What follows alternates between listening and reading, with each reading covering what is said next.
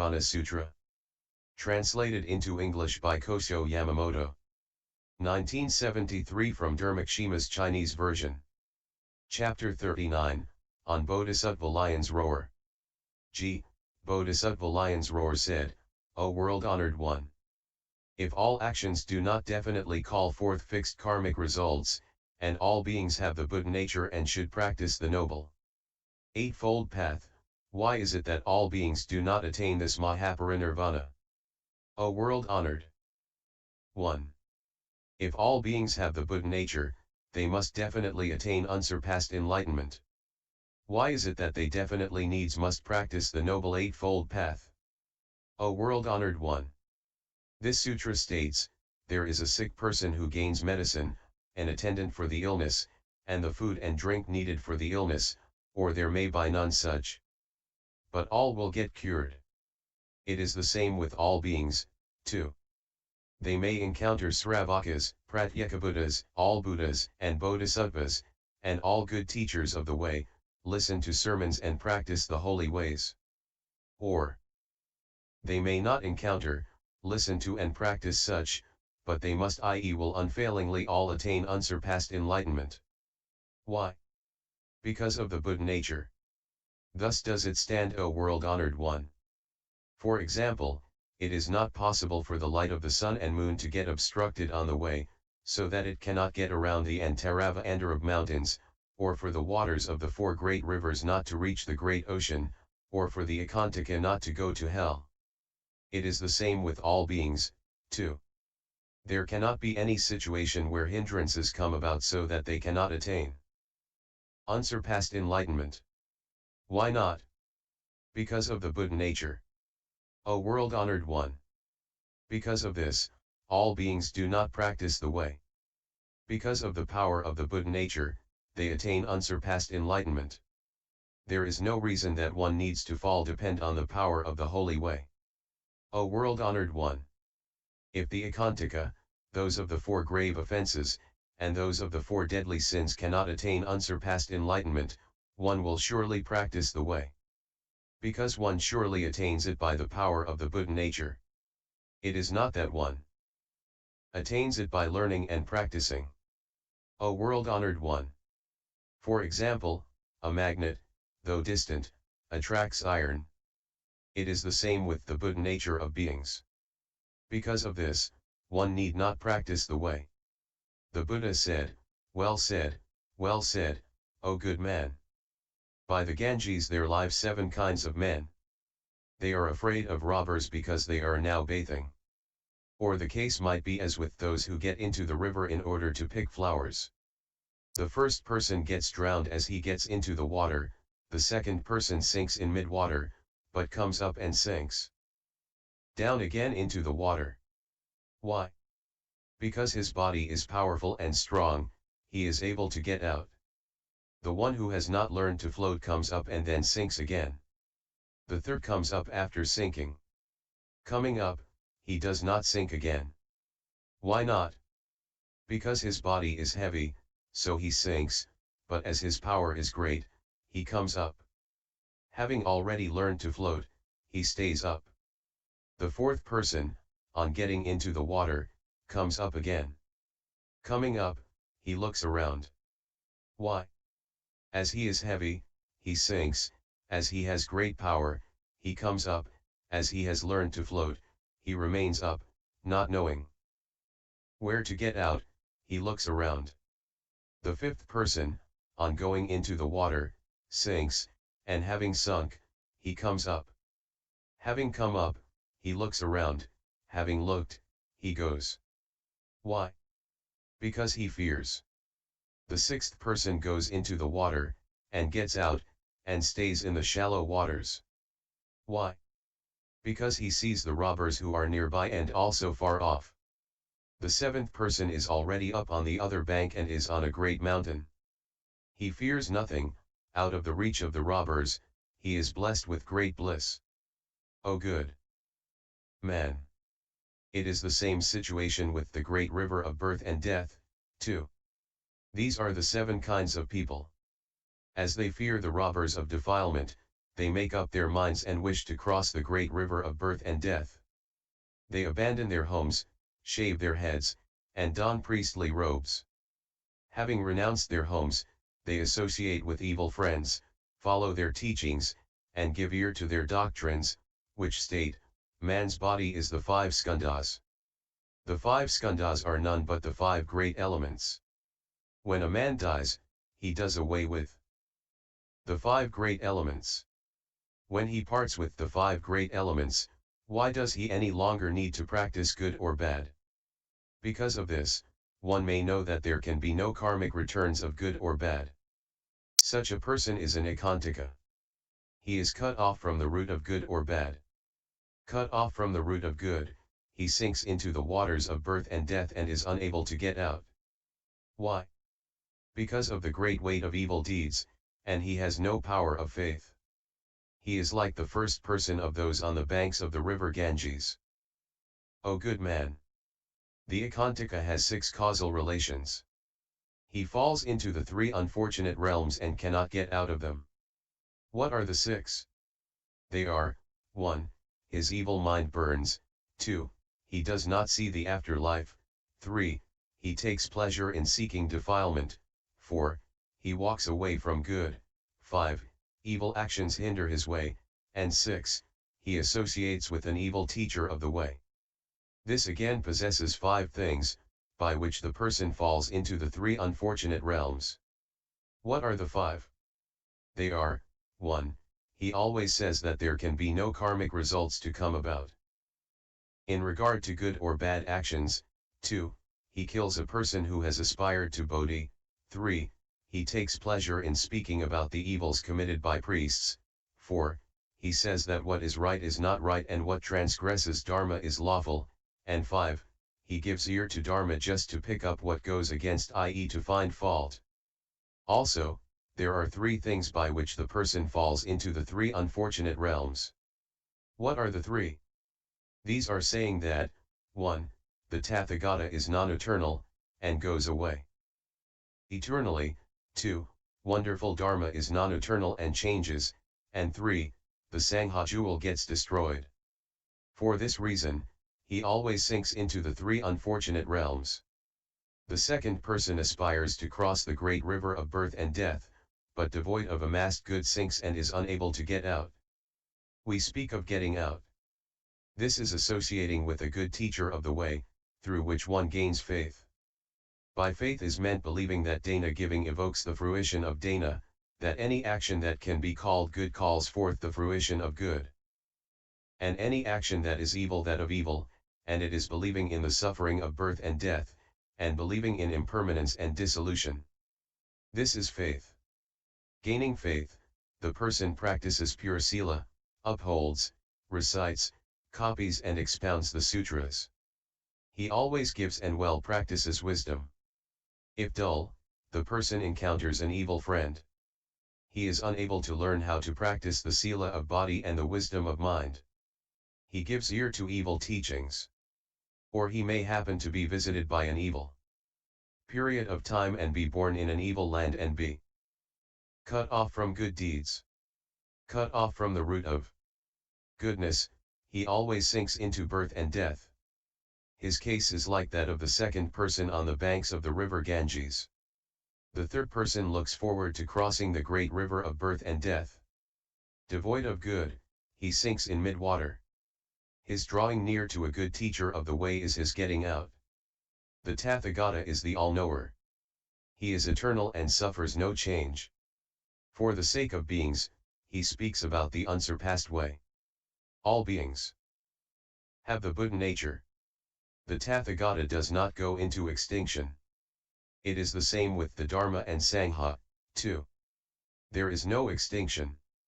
Not having done away with his own quality, the icchantika cannot attain unsurpassed enlightenment. He needs must do away with it, and then he will attain it enlightenment. Thus does he believe. Through faith, he practices pure sila. Having practiced pure sila, he upholds, recites, copies and expounds the types of sutra and speaks of them extensively for the benefit of beings. He is pleased to give and to practice wisdom. Born sharp-minded, he firmly abides in faith and wisdom and does not draw back in his determination. This is like the situation of the third person on the banks of the river Ganges. The fourth person desires to cross the great river of birth and death. Devoid of good amassed, he sinks in mid-water. Coming close to a good teacher of the way, he gains faith. This is getting out. As he gains faith, he upholds, recites, copies and expounds, and for the sake of beings he propounds Dharma widely. He takes pleasure in giving and practices wisdom. Born sharp-minded, he firmly believes in faith and wisdom. There is no drawing back with him from his resolve, and he looks all around in the four directions. The four directions mean the four fruitions of asramana. This is like the fourth person on the banks of the river Ganges. The fifth person is one who aspires to cross the great river of birth and death, but with no good amassed, sinks in mid-water. Associating with a good teacher of the way, he gains faith. This is getting out. With faith, he upholds, recites, copies, expounds the types of sutras and speaks expansively for the sake of beings. He takes pleasure in giving, and he practices wisdom. Sharp-born, he firmly abides in faith and wisdom, and there is no regression in his mind. Not regressing, he makes progress. Making progress refers to the pratyekabuddha. Although good as regards the salvation of his own self, this does not extend to others. This is getting out. This is as with the fifth person on the banks of the river Ganges.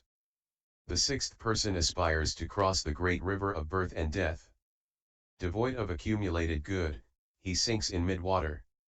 Coming close to a good teacher of the way, he gains faith. Gaining faith is getting out. Due to faith, he upholds, recites, copies and extensively speaks about Dharma for the sake of beings. He takes pleasure in giving and practices wisdom. Sharp-born, he bases himself firmly on faith and wisdom, and his mind does not retrogress. Not retrogressing, he proceeds on and at last gains the shallow waters. Arriving at the shallow waters, he remains there and does not move about. We say that he remains. This means that the Bodhisattva, in order to save all beings, abides there and meditates on defilement. He is like the sixth person on the banks of the river Ganges. The seventh person aspires to cross the great river of birth and death, but with no good amassed. Up to thus far, he sinks in mid-water. On meeting a good teacher of the way, he gains faith. This gaining of faith is what we call getting out.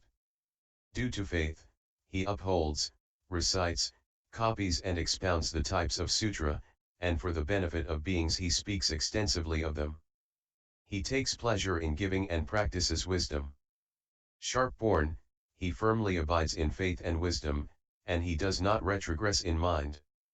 As he does not retrogress, he steps forward. Stepping forward, he reaches the other shore. Having gained the heights of a great mountain, he is now segregated from fear and is blessed with much peace. O good man! The mountain on the other shore can be likened to the Tathagata, peace to the eternally of the Buddha, and the great and high mountain is great Nirvana. O good man! Such persons on the banks of the river Ganges all have hands and feet, but they are difficult to save. It is the same with all beings, too.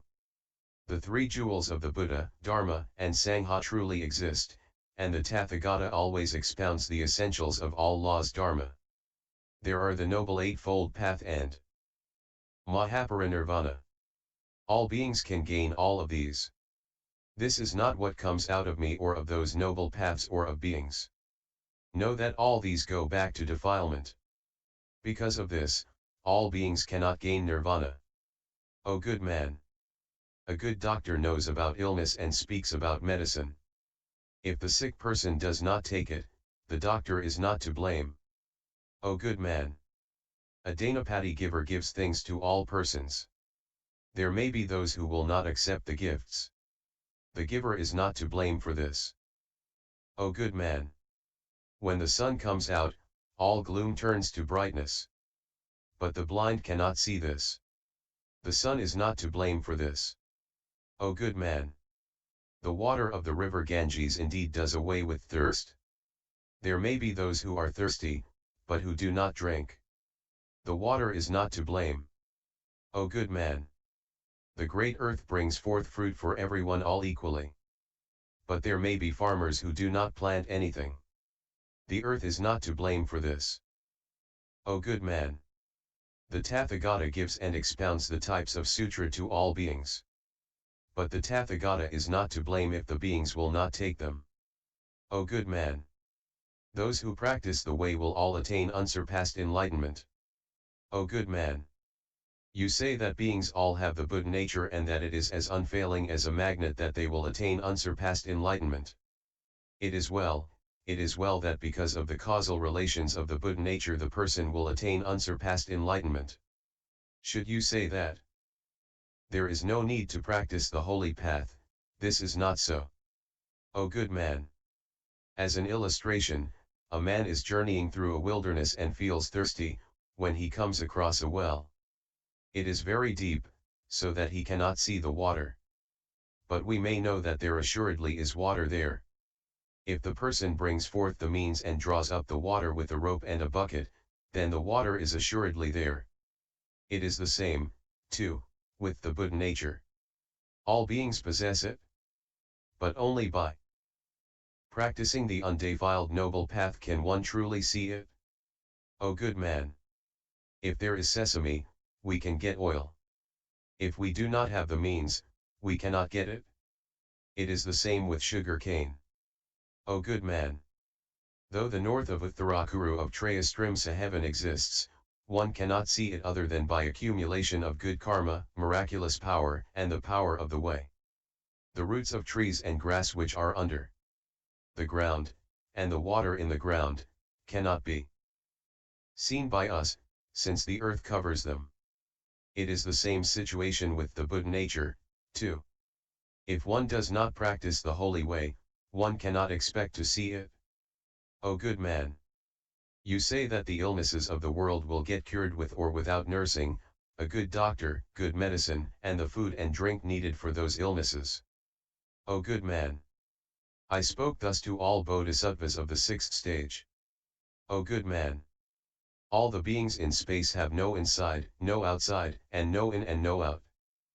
Hence, they are unmolested, unimpeded in every way. It is the same with the Buddha nature of all beings, too. O good man! There is a man who possesses wealth in different places and not where he is. When asked, he may say that he has it. Why? Because he definitely possesses it. It is the same with the Buddha nature of beings, too. It is not this and not that. As one is sure to gain it in hand, we say that it all is. O good man! It is as in the case in which all beings make all things. They are not good, not bad, not in and not out. All such karmic natures are not existing and not non-existing. Also, it is not what once was not, but what is. It is not what has come about without any cause. It is not what I have done and I receive. It is not what I have done and he receives. It is not what he has and he receives. It is not what is done, it is not what one receives. Time agrees and fruition comes about. It is the same with the Buddha nature of all beings, too. It is again not what was not but what is now. It is neither in nor out. It is neither is nor is not. It is neither this nor that. It is neither what comes from without, nor is it of no causal relations. It is not that all beings do not see. All bodhisattvas see as time and causal relations come to conjoin. We say time. The Bodhisattva Mahasattva of the 10 stages practices the Noble Eightfold Path and gains an all-equal mind, when it the Buddha nature can be seen. It is not what is done. O good man! You say that it is like a magnet. But this is not so. Why not? A stone does not attract iron. Why not? Because there is no mental action that works. O good man! There are things of different nature, and so a thing of different nature comes about. And when there is no different thing, a different thing breaks off, goes into dissolution. There is none doing and none that breaks. O good man! It is as in the case of a great fire which cannot burn the fuel. When the fire comes about, the fuel breaks, is used up, destroyed. This we call the fuel burning. O good man! This is as with the sunflower, which turns by itself, following the sun. And this sunflower has no mind to respect, no consciousness, and no action to do. It is by the nature of a different thing that it turns by itself. O good man! It is as with the plant and tree which grows by thunder. This plant has no ears and no consciousness. When there is a different thing, this different thing grows. When there is no different thing, this different thing dies out. O good man! It is as in the case of the asoka tree, which puts out flowers when a female touches it. This tree has no mind, no sense of touch. When there is a different thing comes about. When there is no different thing, a different thing dies out. O good man! This is as in the case of citrus nobilis, which bears no further fruits when it gains a corpse. Yet this plant has no mind and no sense of touch. By a different thing, there comes about a different thing. When there is no different thing, the different thing dies out. O good man! For example, the fruit of the pomegranate grows because of rotten calf bones. But the pomegranate tree also does not possess a mind or touch. When there is a different thing comes about. And when there is no different thing, a different thing dies out. O good man! The same applies to the case of the magnet attracting iron. When there is a different thing comes about. When there is no different thing, the different thing dies out. It is the same with the Buddha nature of beings which cannot attract unsurpassed enlightenment. O good man! Ignorance cannot attract all actions. Volition, too, cannot attract consciousness. And yet we can say that ignorance has a causal relationship with volition, and volition with consciousness. Whether there is the Buddha or not, the world is eternal. O good man! You may say that the Buddha nature lives in beings. O good man! You should know that what is eternal has no place to dwell, i.e. is not confined to one limited place in space and time. If there is a place where it dwells, this tells us that what there is something that is impermanent. O good man! You may know that the links of interdependent arising have no place to stay. If they had, we could not say that the links of interdependent arising were eternal. It is the same with the Dharmakaya Dharma body of the Tathagata. It has no place to dwell. All such as the realms, the spheres, the skandhas, and space do not have anywhere to stay. It is the same with the Buddha nature, too. All do not have any place to stay. O good man! For example, the four great elements have powers that are all equal. But there are such qualities as hardness, heat, moisture, movability, lightness, weightiness, red, white, yellow, and black. These four elements do not have karmic action. Being different in the realm of existence, there is no sameness. It is the same with the Buddha nature, too. Different in nature in the realm of existence, it comes out into existence when the time comes.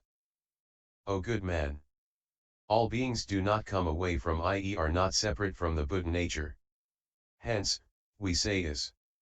Because of the unretrogressiveness of what can be is in the days to come, because of what is sure to be gained, and of what can definitely be seen. That is why we say that all beings possess the Buddha nature. O good man! For example, there is a king who says to his minister, "Fetch an elephant and show it to some blind persons."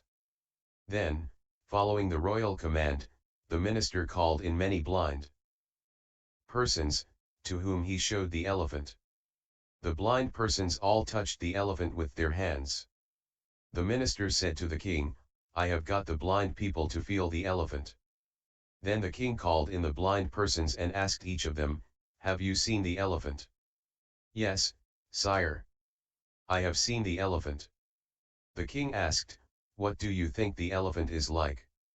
The person who had touched its tusk said, "The elephant is like the root of a goosefoot or a mushroom." The man who had touched its ear said, "The elephant is like a winnow." The one who had touched its trunk said, "The elephant is like a pestle." The person who had touched its foot said, "The elephant is like a handmill made of wood." The one who had touched it by the spine said, "The elephant is like a bed." The man who had touched its belly said, "The elephant is like a pot." The man who had touched it by its tail said, "The elephant is like a rope." O good man! All these blind persons were not well able to tell of the form of the elephant. And yet, it is not that they did not say anything at all about the elephant. All such aspects of representation are of the elephant. And yet, other than these, there cannot be any elephant. O good man! The king is comparable to the Tathagata Arhat Samyaksambuddha, Buddha, the minister to the Vaipulya great Nirvana Sutra, the elephant to the Buddha nature, and the blind persons to all beings who are ignorant. All of these people, on hearing what the Buddha says, may say, form rupa, physical form, matter, body is the Buddha nature. Why? Because this form, though it dies, continues to exist. Because of this, it attains the unsurpassed signs of perfection of the Tathagata and the eternally of form of the Tathagata. Because the form of the Tathagata knows no disruption. That is why we say that form is the Buddha nature. For example, the form of true gold may well change, but the color is always one and is not different. It can be made into a bracelet, a serpent, and a basin, and yet the yellow color never changes. It is the same with the Buddha nature of beings, too. The form may not be one, but the color is one. Thus we can say that rupa is eternal. So do they say. Or another might say, feeling Vedana is the Buddha nature. Why so? Because through the causal relations of feeling, one gains the true bliss of the Tathagata. The feeling of the Tathagata is that of the Absolute and is of Paramartha Satya. The nature of being's feeling is non-eternal, but continues to exist successively. It is because of this that one gains the eternal feeling of the Tathagata. For example, a man's clan name is Kausika. The man himself is non-eternal, but his clan name goes on as it is and does not change, even in the course of thousands and millions of years. It is the same with the Buddha nature of beings, too. For this reason, feeling is the Buddha nature. And another one says, perception samjana is the Buddha nature. Why? By reason of the causal relations of perception, one attains the perception of the Tathagata. The perception of the Tathagata is that of non-perception. The perception of non-perception is not what obtains with man, is nothing of the male or female, of form, feeling, perception, volition or consciousness. It is non-perception, something cut off from perception. The perception of beings is non-eternal. But a perception is followed by another one after the other, so that there is no disruption and we gain the impression of perception which is of an eternal quality. O good man! For example, let us take up the case of the links of interdependence of beings. Though the beings die out, the causal relations are eternal. It is the same with the Buddha nature of beings. For this reason, we say that perception is the Buddha nature. Thus do people speak. Further, they say, volition samskara mental impulses, will is the Buddha nature. Why? Volition is life. By reason of the causal relations of beings, a person attains the eternal life of the Tathagata. The life of beings is non-eternal, but a life follows another successively, one after the other, so that there is no disruption. So, we gain the eternal life of the Tathagata, which is true. O good man! For example, those who speak about, and give ear to, the types of sutra are now eternal, because these sutras eternally exist and do not change. So is it with the Buddha nature of beings. Hence, volition is the Buddha nature. So do they say. Also, they say, consciousness vijnana is the Buddha nature. By reason of the causal relations of consciousness, one gains the all-equal mind of the Tathagata. Although the consciousness of beings is non-eternal, a consciousness is followed by another successively, so that there is no disruption.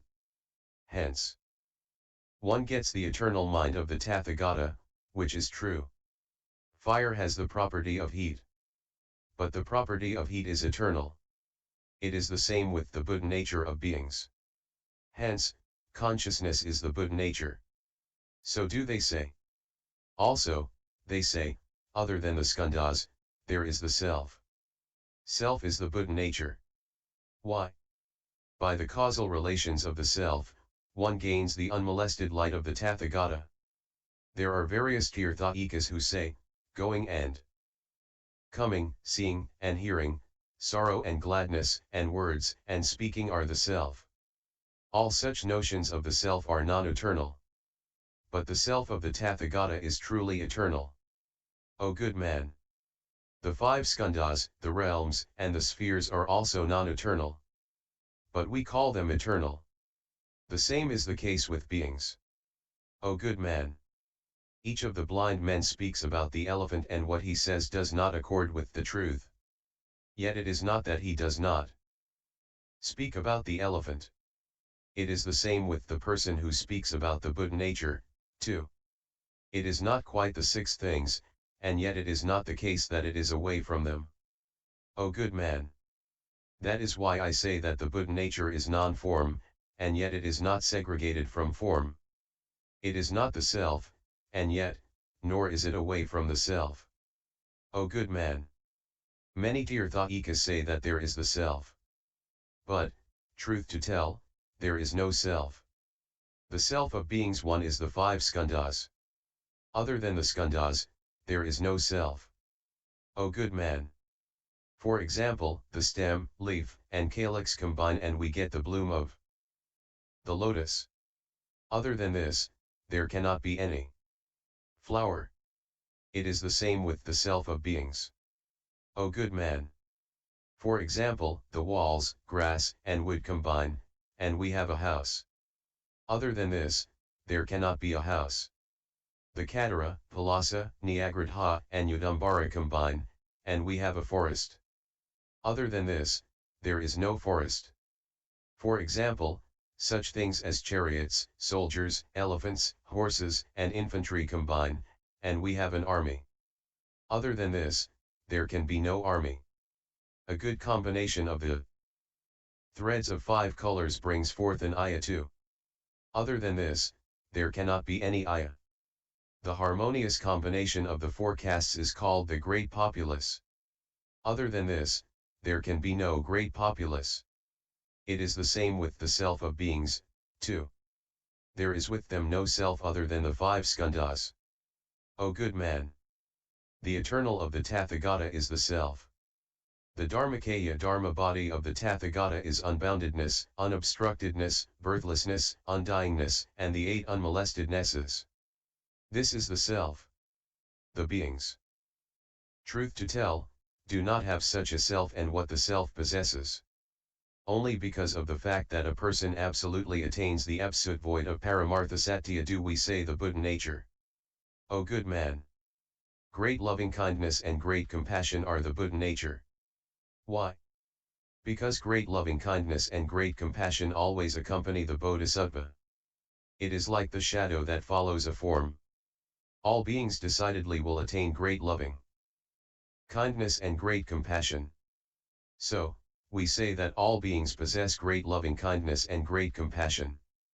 Great loving kindness and great compassion are the Buddha nature. The Buddha nature is the Tathagata. Great sympathetic joy and great equanimity are the Buddha nature. Why? If the Bodhisattva Mahasattva cannot forsake the existences, he cannot attain unsurpassed enlightenment. As beings will all unfailingly gain it, we say that all beings possess the Buddha nature. Great sympathetic joy and great equanimity are the Buddha nature. The Buddha nature is at once the Tathagata. The Buddha nature is great faith 3. Why? Because of faith, the Bodhisattva Mahasattva can indeed be perfect in Danaparamita up to Prajnaparamita. As all beings unfailingly gain great faith, we say, all beings have the Buddha nature. Great faith is the Buddha nature. The Buddha nature is the Tathagata. The Buddha nature is the single sun's soil. Why? Because by the causal relations of the single sun's soil, the Bodhisattva is equal in his mind towards all beings. As all beings ultimately attain the single sun's soil, we say, all beings possess the Buddha nature. The single sun's soil is the Buddha nature. The Buddha nature is the Tathagata. The Buddha nature is the fourth power. Why? Through the causal relations of the fourth power, the Bodhisattva teaches all beings well. As all beings will ultimately gain the fourth power, we say, all beings possess the Buddha nature. The fourth power is the Buddha nature. The Buddha nature is the Tathagata. The Buddha nature is the links of interdependent arising. Why? By reason of the causal relations, the Tathagata is eternal. All beings definitely possess these links of interdependent arising. That is why we say, all beings possess the Buddha nature. The links of interdependent arising are the Buddha nature. The Buddha nature is the Tathagata. The Buddha nature is the fourfold unhindered knowledge. By reason of the four unhinderednesses, we say that he is unhindered in understanding words. Unhindered in understanding words, he indeed teaches beings. The four unhinderednesses are the Buddha nature. The Buddha nature is the Tathagata. The Buddha nature is called Vajropama Samadhi. By practicing samadhi, one truly catches hold of the Buddhist doctrines. Because of this, we say, the Vajropama Samadhi is the Buddha nature.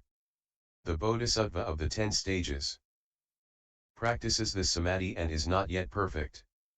He sees the Buddha nature, but not clearly. As all beings will ultimately gain it, we say, all beings have the Buddha nature. O good man!